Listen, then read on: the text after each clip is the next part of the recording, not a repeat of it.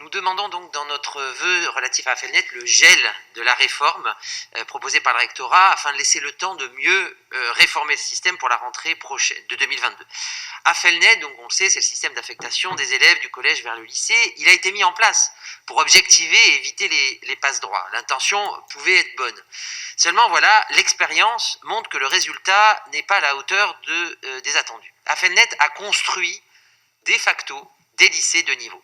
De plus, il a gravement dysfonctionné l'an dernier. On se souvient des quelques 300 collégiens lycéens non affectés en septembre 2020.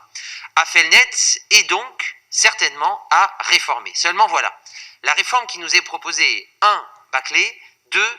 Toujours largement imparfaite. 1. Bâclée. Plusieurs éléments ont été présentés aux fédérations de parents et syndicats au CDEN en février. Avec une proposition un peu plus aboutie début mars, pour avoir des choix en mai.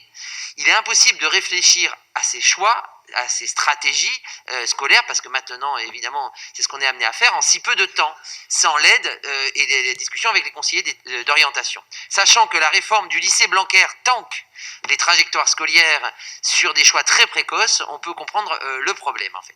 Pourquoi avoir attendu si longtemps, alors que cela fait longtemps, et il y a 2 ans déjà, ou 3 ans, je ne sais plus, j'avais déjà déposé un vœu pour que le rectorat vienne discuter en 6e commission des tenants et aboutissants et de la réforme nécessaire d'Affelnet. Sur le fond, le dispositif ancre encore plus une logique de lycée de niveau.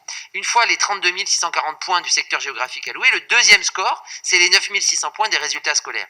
Dans les faits, la réforme risque fort bien de renforcer la ségrégation scolaire. Par ailleurs, la chute drastique des points boursiers au profit de l'IPS global de l'établissement, la suppression du bonus REP va faire reculer encore plus la mixité sociale. Donc nous demandons 2 choses, le gel de la réforme, le report à 2022 et l'ouverture de négociations avec les parents d'élèves, les syndicats, afin d'avoir une réforme juste et solidaire. Je vous remercie.